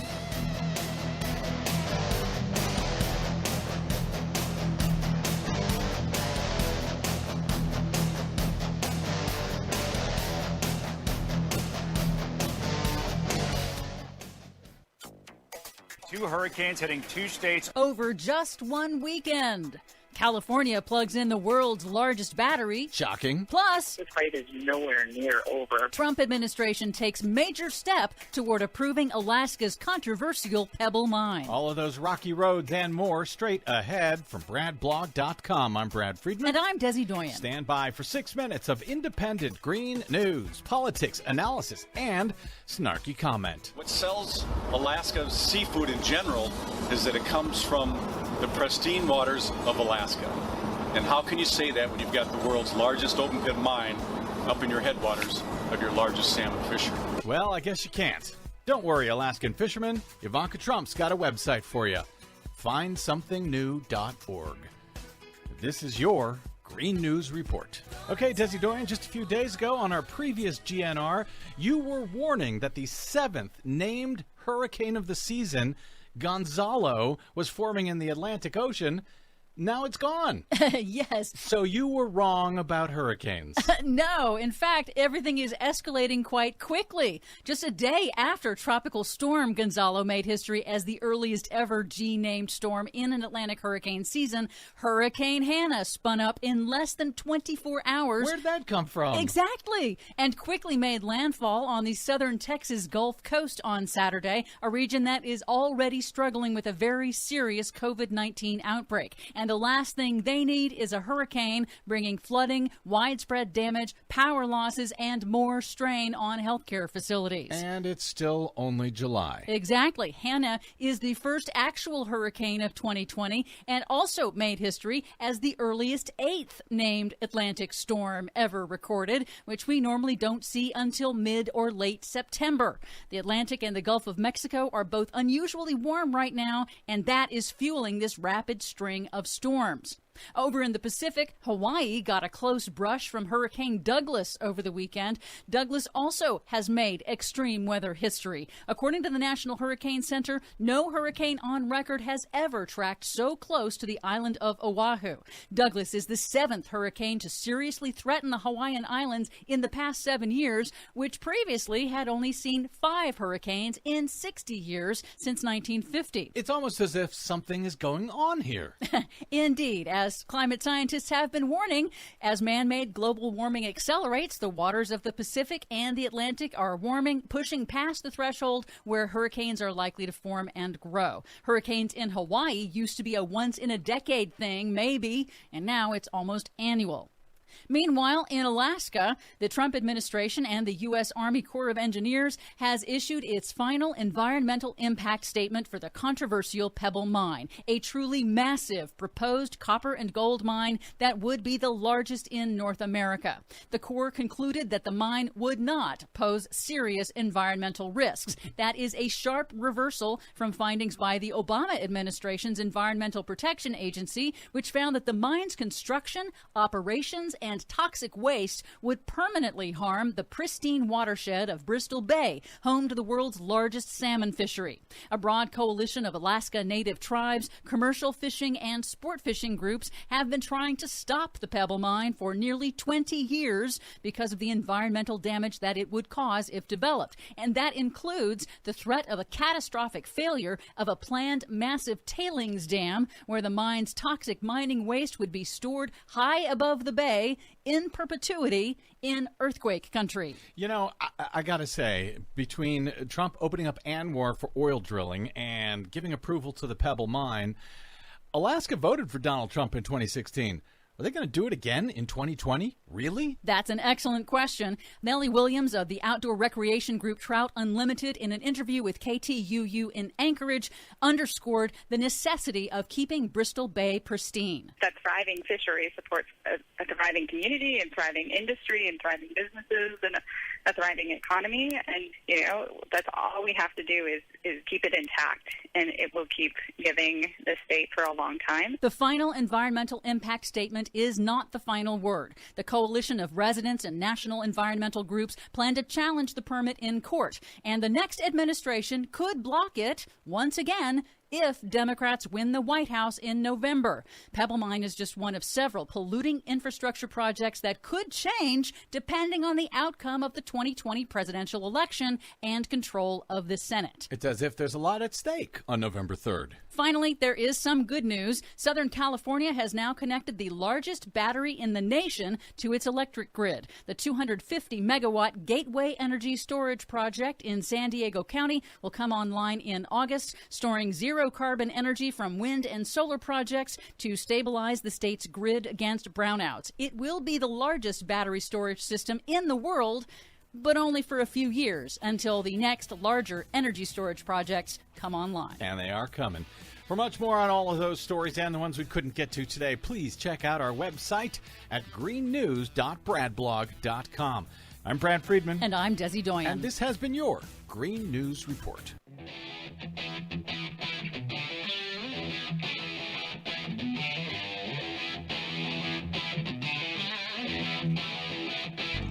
Welcome back to the Rick Smith Show. Now, here is Rick Smith.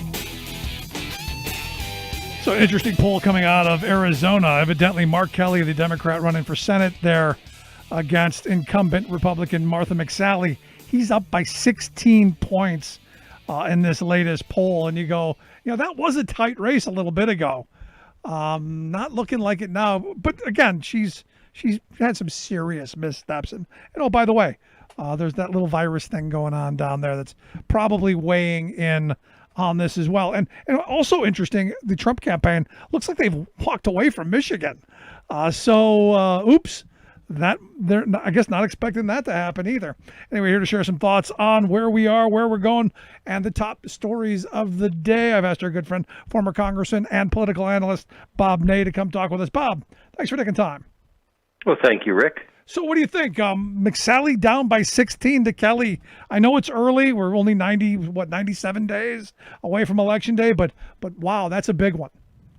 Well, yes, you know, it's early, but yet again, and it's a lifetime in politics, but time's running out in a sense, because when you're an incumbent and you're down that much, and you've had the problems that, you know, she's had, then it's going to be a climb upwards, and especially with what's going on with the state, you know, internal problems she's had. The fact he's running a good campaign, I think all in all, this is going to give him the edge. Look, 22 seats on the Republican side were up.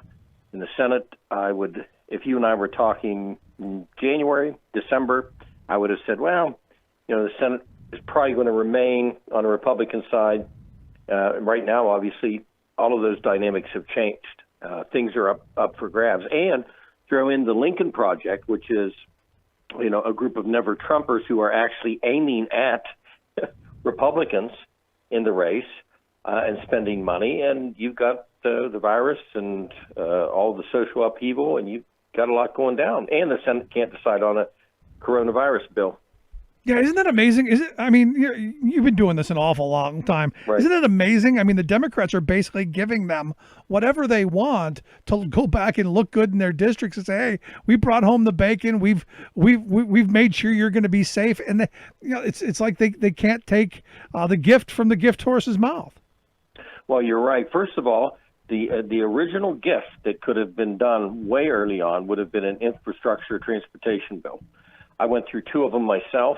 That's kumbaya, easy to do, gets the public support. It's a good thing. You build things in your district, you create jobs. That's kind of a real plus.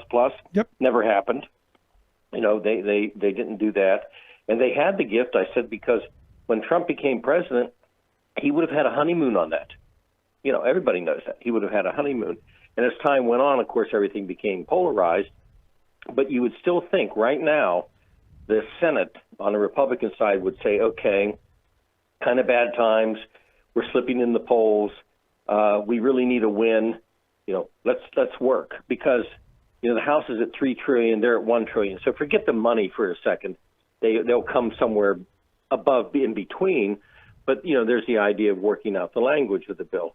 But right now, I mean, the Republicans, and I think one of the senators, I can't remember who it was, Rick, said that they didn't even understand what the bill was going to do themselves. I mean, it was probably either Sass or Toomey or any of them who. One of them. Who was like, I don't know where we're going, because there doesn't seem to be any leadership. And this is the weird thing where I keep looking at this. I know McConnell's not this dithering. I know he's not this incompetent. So for me, and I guess it's just kind of being conspiratorial, I'm going, what exactly is the aim here? Is it just, hey, we're going to surrender this election cycle and we'll fight the battle in 2 years to pick up the House and in 4 to get the White House back? Or, or are they really this divided? I'd say it's a combination of both, because you know him, I know him. McConnell is not operating as McConnell operates, if that makes sense. I was on a conference committee for 2 years with McConnell on a very complicated bill with Chris Dodd, Ted Kennedy, Steny Hoyer, myself, and some others, right? And you had to try to keep abreast of what McConnell was doing, because he seriously politically was always 3 or 4 chess pieces ahead of us. You had to figure him out, and that's how he operates. Right now, he's not even on the chessboard. It's like he's not a participant in this whole thing, and they're just sitting there. Normally, McConnell would call his people in by now and say, okay, we're going to do something. If it's wrong, we're going to do something, and he hasn't done that. And I can't figure it, because they do right now, in the midst of one of the most unprecedented economic times in our country's history. They're doing nothing. Yeah, and worse than that, I mean, on Friday, I guess the House is scheduled to leave for 5 weeks, and I guess the Friday after that, the Senate's scheduled to leave as well. I can't imagine that they will if nothing's passed. But something's got to get done. Well, I think when we talked last week, I thought by tomorrow they would have something, and that's not happening. Now, I don't know if he'll keep a few people in D.C., let everybody go home, and then have them work out something, and then, they'd have to drag everybody back, although they could do unanimous consent, but I highly doubt that would happen on this type of bill. So I don't figure it. I don't know if I don't know if he just thinks that it'll work itself out, or, if he thinks that they'll be in more trouble passing something than not, which is not a good theory, if I were he to have. Yeah, can they go without passing something? Can that happen? I mean, because we're looking at the fact that we've already gone over the unemployment cliff. That extra $600 is stopped. The moratorium for people being evicted from their homes ends. So I guess beginning the first of this month, if you can't pay your rent, people are going to get chucked to the street. There's so much bad that is looming. To have them just go home would kind of be tone deaf, wouldn't it? Well, it certainly would, and you're right about the evictions. They are happening. I personally actually dealt with a case. A guy called me today, and I told him what to do, because his landlord was receiving federal help and still trying to evict him. How about that one? That's going on around the country, plus the people that maybe didn't fit in the federal protections, and that's expiring, and so what do? And you've got all this going down, plus, rising numbers. And let's imagine that the Senate's home and all this starts. Would you want to be a sitting U.S. senator in your state and you say, well, we're not going back for 5 weeks, but I'll take care of it then? I don't think so. No, you're right. But, you bring up an interesting point, because, the Democrats have Kamala Harris, and I think DeLorean and Presley have come up with this idea of getting legal aid for people who are being evicted. They've got a piece of legislation to fund some legal aid, which we need. We need people. Anybody who goes into the court system should have access to quality, affordable legal help. But, my sense was, instead of just giving lawyers money, we should just be paying people's rent for a while or mandating that they can't be evicted, something. But, I guess legal aid is better than nothing. What advice do you give people? I mean, you get this all the time because I get people saying, well, I'm trying to navigate this system or that system. It just seems so daunting for the average person to have to deal with. Is there any advice you give folks? Mm-hmm. Well, it is daunting for them because they don't know where to turn. When people have called me, because I was in office and they called me, I just had a call this week. A guy and his wife, they have 3 kids. The landlord is abusing them. The landlord thought they could get away with by the 25th of July to throw them out, and I reminded them since they got federal money that has to go at least through October. But I told them to get down to legal aid. Of course, legal aid is right now practically just blown up. It's so busy. But luckily, some of the court systems are backed up, and that's what you need to tell people. And you cross your fingers. The court systems are backed up. The landlord can't technically, in most cases, move on this for 5 or 6 months. Again, most cases. But you can't throw that dice because some local court might say, oh, no, we're not backed up. We're going to proceed with these. I would hope there could be protections, put in there, a moratorium, a moratorium on the evictions. No, something.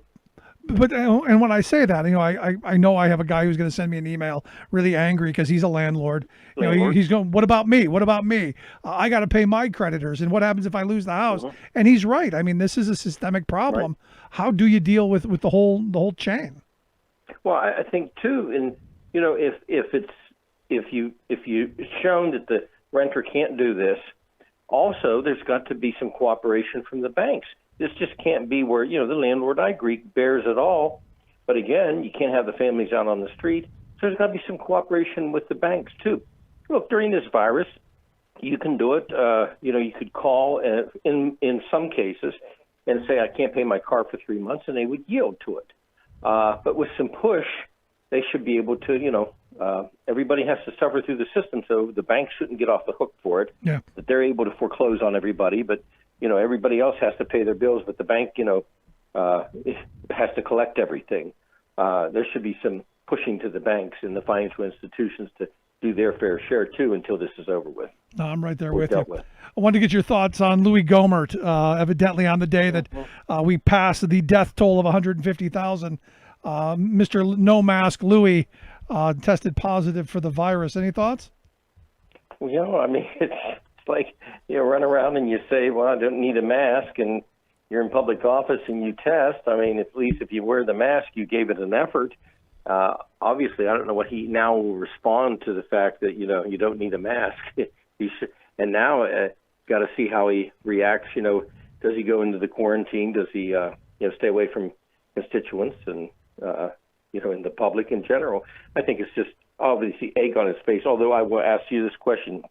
Do you think Louis Gohmert cares? No, I don't. I do find his response kind of interesting, that he believes he got it from wearing the mask. Yeah, right. From himself, exactly. And because that was my question. I go, did he borrow somebody's mask? Did I miss something? Right. But now you've got a situation where Nancy Pelosi is now mandating masks in all the House chamber. My question is, why didn't she do that sooner? Well, it should have been done because, it's like anything. When I got into Congress, the rules applying to the public never applied to Congress.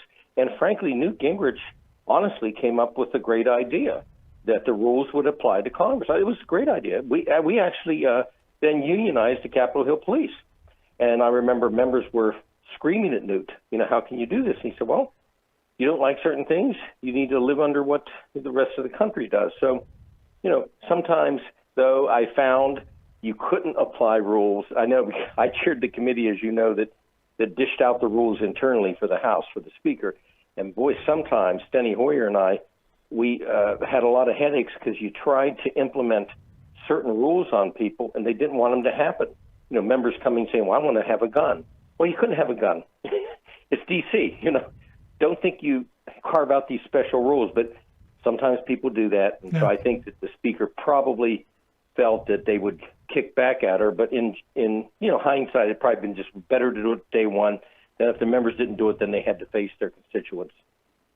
Yeah, last question I've got for you. I don't know if you saw Trump's tweet today that he informed all of suburban America that they no longer have to worry about those low-income people building houses in their neighborhood.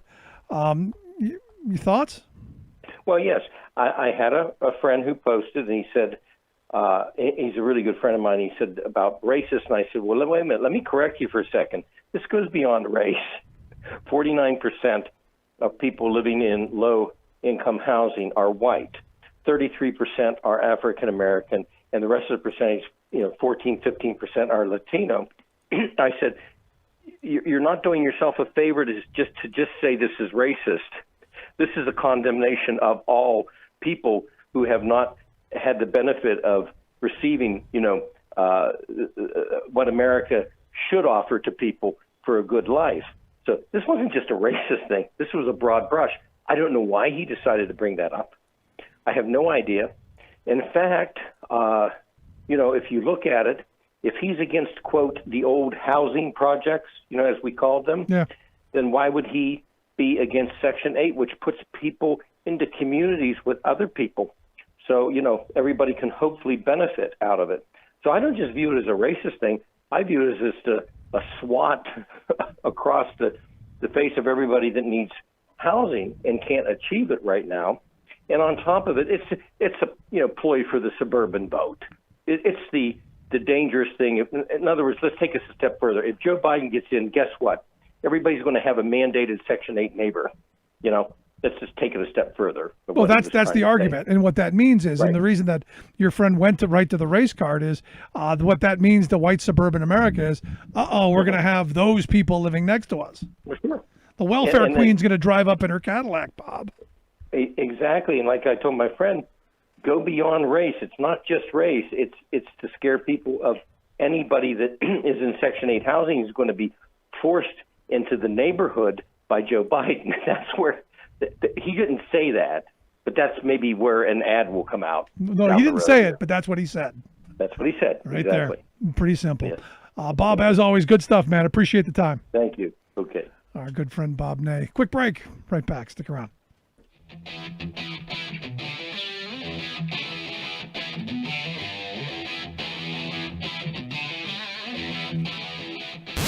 Saving work in America, one show at a time.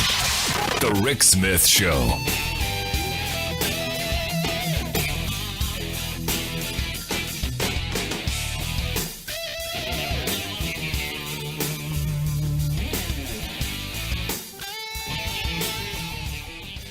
I'm Rick Smith, and this is Labor History in 2.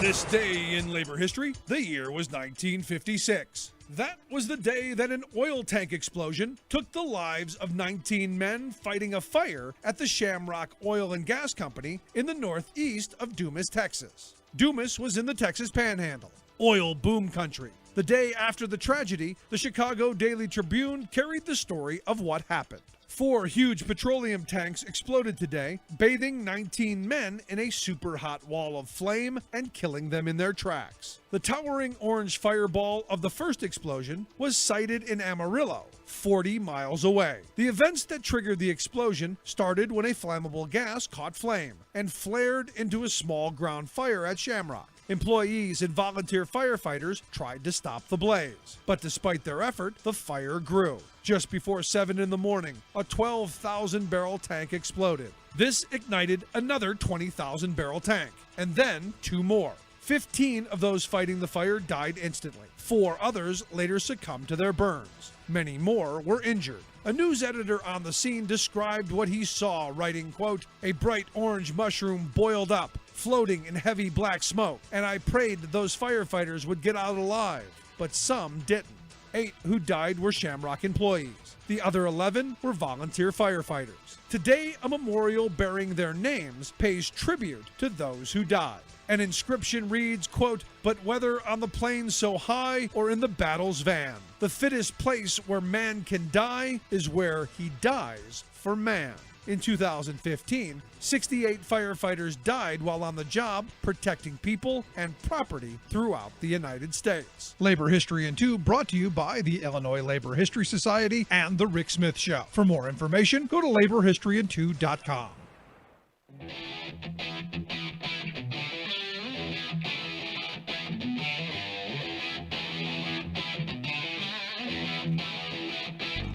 Welcome back to the Rick Smith Show. Now, here is Rick Smith.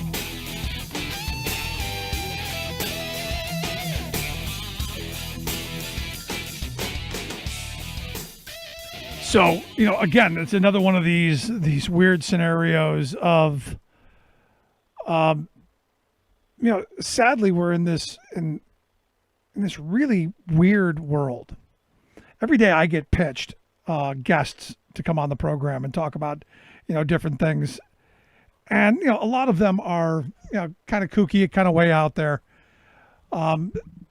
Somehow, and I've been doing this now almost 15 years, so I'm on a lot of right-wing PR firms, radar. They send us stuff, and it's an interesting glimpse into how we've gotten into this really weird world of disinformation, of just, extreme division and alternative realities.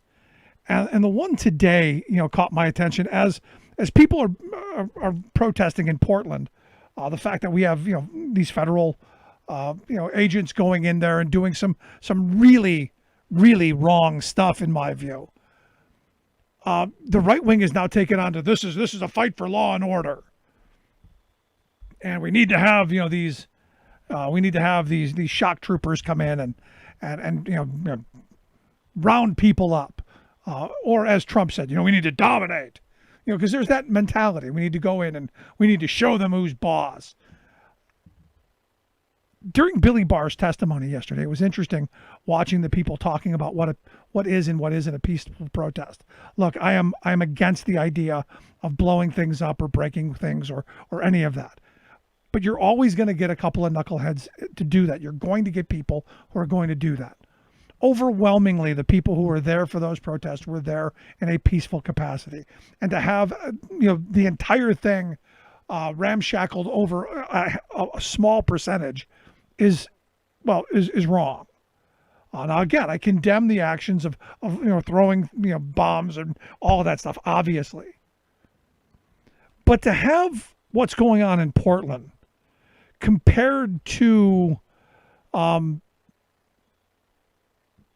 Palestinian terrorists, which again, we can get into this discussion about what's going on over in the Middle East. We can have the discussion what's going on between Israel and Palestine. But to say that, to frame it in the way that American citizens on American soil willing to take to the streets to protest their government's treatment of people in this country is akin to Palestinian terrorists is a bit too far. But this is how we've gotten into this weird world.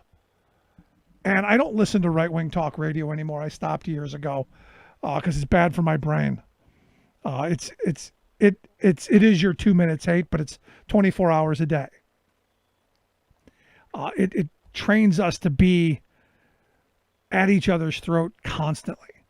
And one of the things that I've tried to do is I've tried to say, hey, look, this is an alternative view to what we're being spoon-fed by the right wing and the alternative media.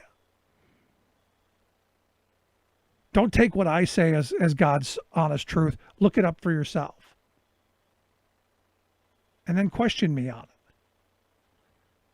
I look at the right wing spin machine and it's scarier and scarier by the day.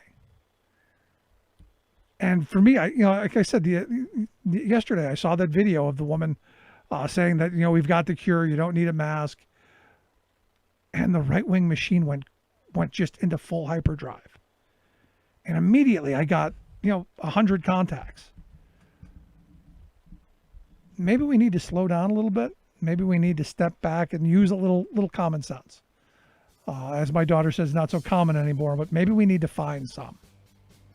Just my thought. Anyway, if you missed any of today's program, you can download the podcast there at the website. Get the app on the smartphone. Take the program on the go wherever you go. And as always, you can email me, rick@thericksmithshow.com. Thanks again for being here. We'll see you back here next time.